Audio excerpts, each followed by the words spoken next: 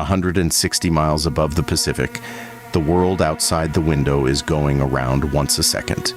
Earth, black sky, Earth, black sky. Two men sit strapped shoulder to shoulder in a cabin with less room than the front seat of a car, and the instrument panel in front of them has smeared into rings of light. The man on the right keys his microphone and tells the ground, in the flattest voice he can manage, that they have serious problems here. The man on the left is reaching for a switch he can barely see. His eyes are starting to fail. His pulse is racing. The year is 1966. The nearest human being is on the other side of the atmosphere, and the man hunting for that switch is Neil Armstrong. It had begun 9 hours earlier as the best day American spaceflight had ever had. Morning at Cape Kennedy, March 16th, 1966. Heat shimmer on the pads, two rockets standing ready a mile and a half apart.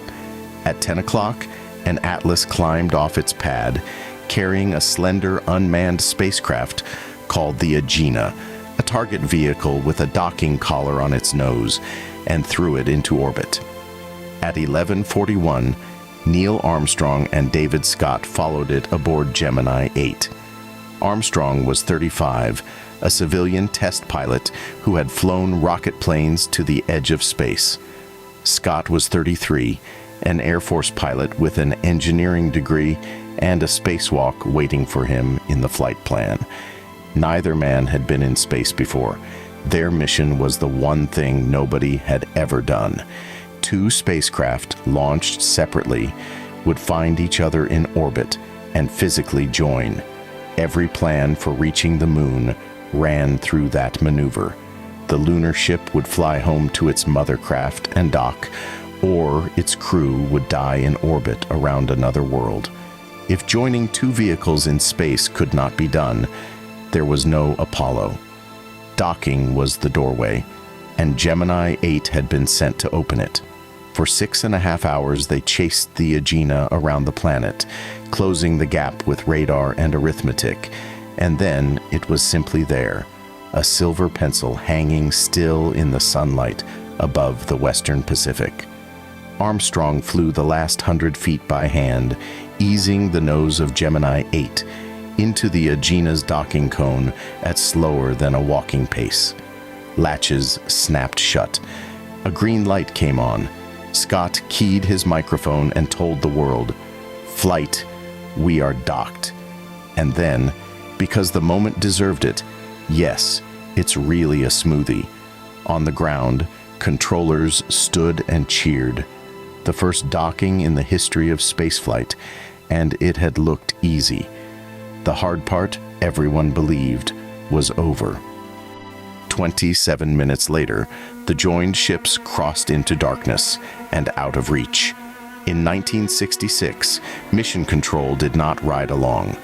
Radio coverage came from a chain of ground stations and converted freighters scattered under the orbital track, and between them lay long stretches where the crew was simply alone. It was in one of those silent stretches over the night side of the planet that Scott looked up from his checklist and saw the horizon indicator turning when it should have been still.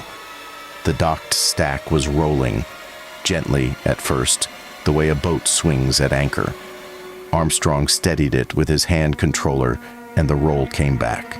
He steadied it again. It came back faster. They did what the checklist and instinct both said: blame the new machine. The Agena was temperamental, a vehicle with a history of engine trouble, and it sat on their nose running its own program. So Armstrong and Scott made the reasonable move. They undocked, backed away, and braced for the Agena to misbehave on its own. Instead, their own ship got worse. The spin left with them, because the fault had never been in the Agena at all. Buried in the wiring of Gemini VIII itself, one of the 16 small maneuvering thrusters, thruster number 8, had short-circuited and stuck firing. It burned steadily, silently, with no way to feel it, and nothing on the panel to say so.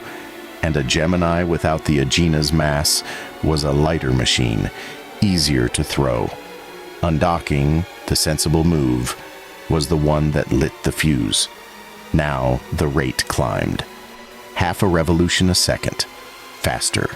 The joined motions of roll and yaw and pitch drove the capsule toward one full revolution every second. Sun and night, and sun sweeping the windows like a strobe. The instruments blurred into circles. Both men felt the gray closing in from the edges of their vision, the same tunnel a fighter pilot feels deep in a hard turn, and they understood exactly what it meant. A little faster, and they would black out. There was no autopilot to take over, no ground controller who could reach the ship, no second crew. Two unconscious men in a sealed tumbling machine, and the machine would simply keep spinning. Below them, on the dark Pacific, a converted freighter called the Coastal Sentry Quebec held its station along the orbital track. One voice in the relay. The communicator aboard was a man named Jim Fucci. At 2 minutes to 7 that evening, Eastern Time, his loudspeaker crackled and gave him the words nobody in the program had ever heard before. "We have serious problems here. We're tumbling end over end. We're disengaged from the Agena." Fucci kept his voice level and asked what the problem was. That was nearly all the ground could do. Ask, listen, and log the words as they came down. Nobody on Earth could fly that spacecraft. The only two people who could save Gemini VIII were the two beings spun blind inside it. Word moved fast on the ground. It was a Wednesday evening across the United States. Prime time, and the networks broke into their programs with bulletins that two Americans were in trouble in orbit. On one network, the interruption cut into Batman, and the switchboards lit up, not with worry, but with complaints. Callers angry that their show had been stopped for this. 9 months earlier, a spacewalk had held the whole country at its televisions. Now spaceflight was routine enough to be an annoyance. In the capsule, none of that existed. There was the spin, the gray at the edges of two men's eyes, and a decision that could no longer wait. Armstrong went to the last thing left. Gemini carried a second, separate set of thrusters, sealed in a ring around the nose, wired on their own circuits, meant for a single job: steering the capsule through the fire of re-entry. The rule about them was absolute. That fuel was the ride home. Touch it, and the mission is over. With his vision narrowing, Armstrong shut the entire maneuvering system down, brought the re-entry thrusters to life, and began to fly against the spin. Small, deliberate inputs against a world going around once a second. Slowly, the strobe outside the windows eased. The smear on the panel settled back into dials, and outside the windows the horizon steadied and held still. Then, with the cabin steady and the gray pulling back, they went hunting for their saboteur. One switch at a time, they woke the maneuvering thrusters until the ship twitched under them. Thruster number 8. A short circuit. The entire emergency, start to finish, traced to one bad wire. Stopping the spin had cost them 3/4 of the re-entry fuel, and the mission rules said one thing: come home now. On their 7th orbit, they fired the retros toward a contingency line in the Western Pacific, an ocean with no waiting fleet, hundreds of miles east of Okinawa. 10 hours and 41 minutes after leaving Florida, Gemini VIII punched into the sea within 2 miles of its aim point, a dead-on emergency landing flown on the fuel the spin had spared. Then came the wait.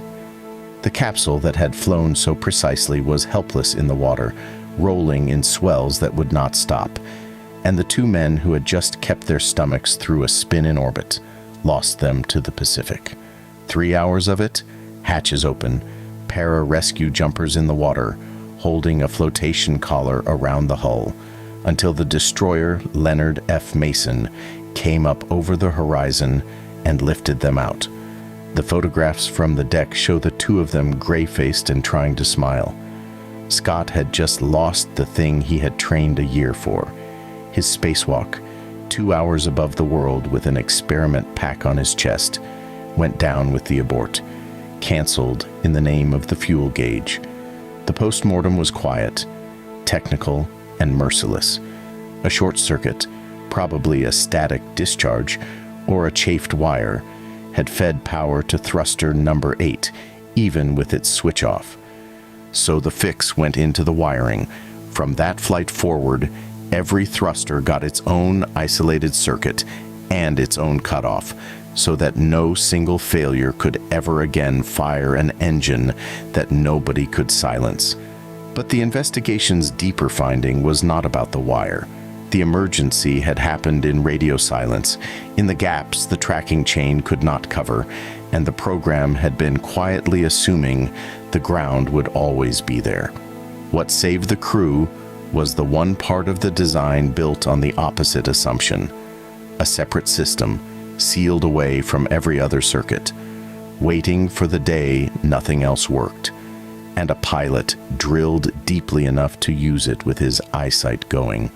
Independence, isolation, and training. Apollo was built on all three, and it needed them. The men who assigned the moon crews had been listening that night, and they drew their conclusions. 3 years and 4 months after the spin, Neil Armstrong stepped onto the moon. 5 years after the spin, David Scott got his walk after all, 3 days of it, in the mountains of the moon at Hadley with a car.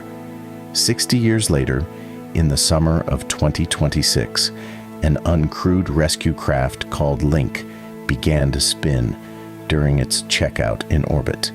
2 of its 3 reaction wheels dead, on its way to save a dying NASA telescope. Engineers on the ground spent weeks rehearsing every fix in a simulator before daring a single command in orbit. Spacecraft still spin. The difference is that nobody is inside anymore, and the whole planet is in contact, and there is time to practice. Gemini VIII got none of that. It got 2 first-flight astronauts in the dark over the far side of the world, a voice on a freighter, and a set of switches wired by people who had imagined the worst day before it came. The first docking in space and the first near disaster in space were 27 minutes apart, and what carried 2 men across that distance was not the ground and not luck. It was a pilot calm enough to trade the mission for the crew, and a set of switches somebody had wired for the worst day. Aboard that freighter out in the Pacific, the tape had kept rolling through all of it, and every word was typed afterward into the mission file. 8 bad minutes preserved in a transcript almost nobody would ever open. But the postmortem writes itself. The only question is whether anyone reads it before the next one.